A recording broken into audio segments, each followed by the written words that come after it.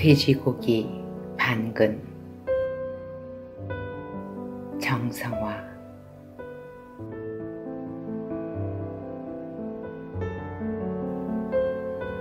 대학교 입학시험에 떨어진 날 밤이었다.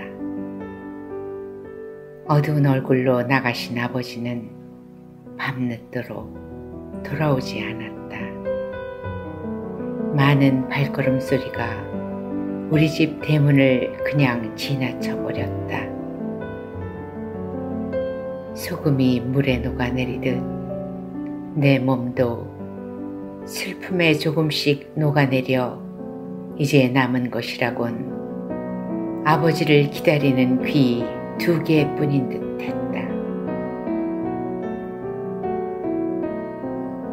분명히 있으리라 생각했던 내 이름이 합격자 명단에 없었다.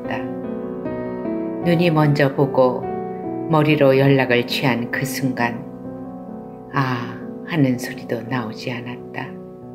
게시판에 한 발 더 가까이 다가갔다. 어디에도 내 이름은 없었다. 누군가 뒤에서 밀며 머리를 좀 치우라고 했다. 시험에 떨어진 사람의 머리는 뒤에서 봐도 눈에 영 거슬리는 모양이었다.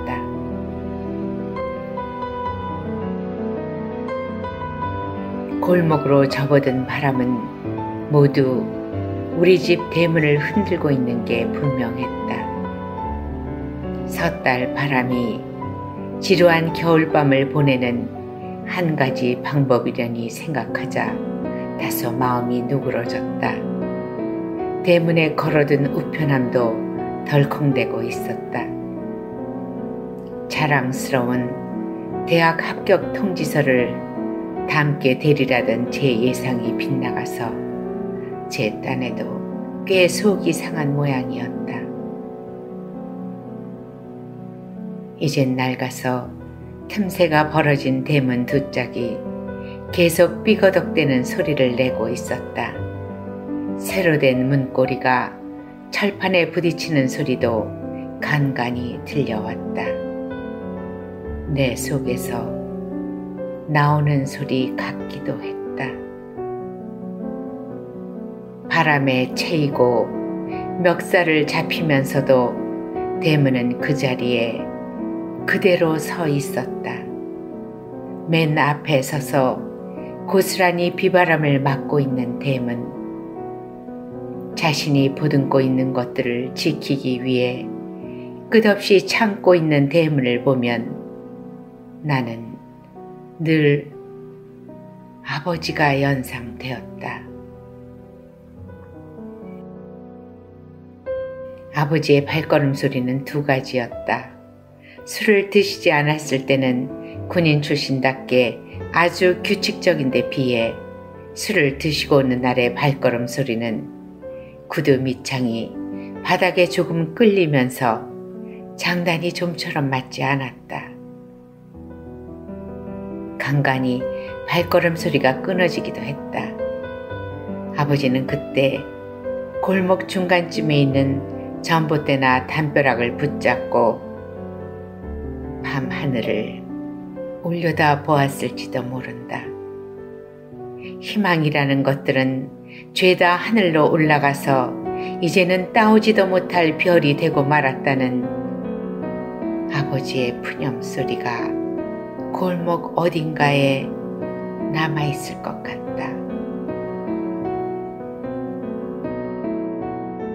밤이 깊어갈수록 내 귀는 더 밝아졌다.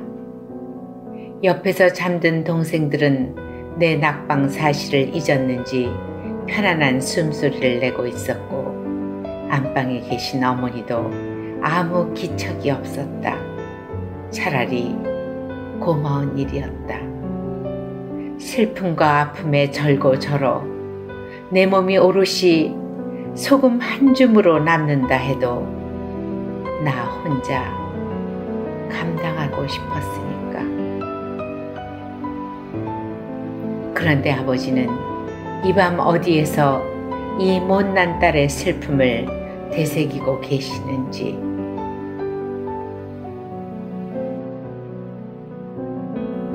잠깐 잠이 들었던 모양이다. 철커덕 대문 흔들리는 소리가 났다. 벌떡 일어나 달려나갔다. 내복바람에 어머니도 부스스한 머리칼을 손가락으로 훑어내리며 마루로 나오셨다. 대문에 들어서는 아버지에게서 술 냄새가 확 풍겨왔다.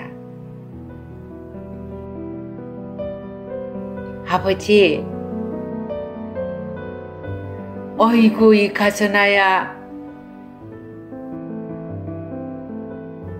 아버지도 목이 메는 듯 목소리가 갈라져 있었다. 부축하려는 나에게 아버지는 잠깐 있어 보라고 했다. 그리고 잠바 안주머니에 손을 넣어 뭔가 꺼내려고 애를 쓰셨다.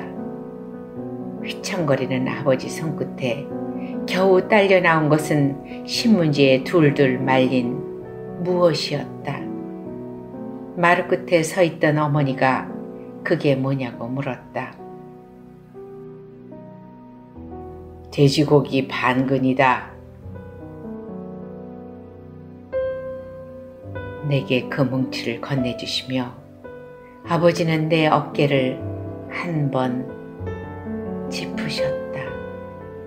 그 순간 내 속이 다 녹아내리는 것 같았다.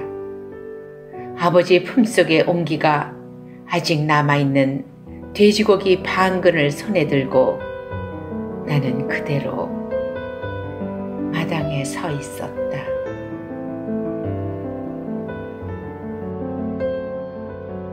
너고 아버지는 돈이 없어서 너희들 소고기도 못 사 먹인다.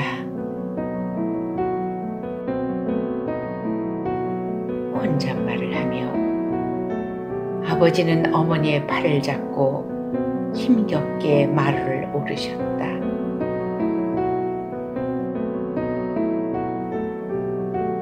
바람 부는 거리에서 식육점 문을 두드리는 아버지. 지갑을 펴보며 돼지고기 한 근에서 반근으로 다시 고쳐 말하는 아버지. 집으로 돌아오는 길에 비틀거리면서도 간간히 안주머니께를 더듬어 보는 아버지의 모습이 떠올랐다.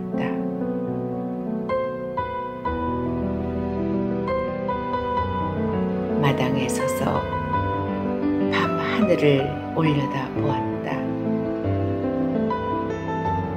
그때 나는 마음속 활시위를 한껏 당겨 아버지를 위한 별 하나를 쏘아 올리고 싶다는 생각을 했다.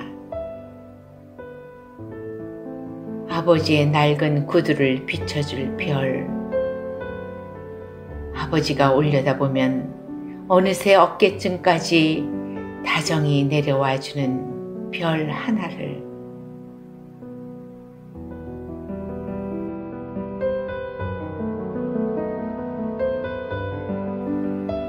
슬픔의 무게는 얼마나 되는 걸까?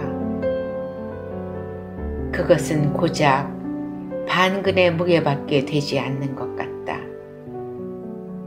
신문지가 엉겨붙은 돼지고기 반근과 맞바꿀 수 있었던 그날의 슬픔을 돌이켜보면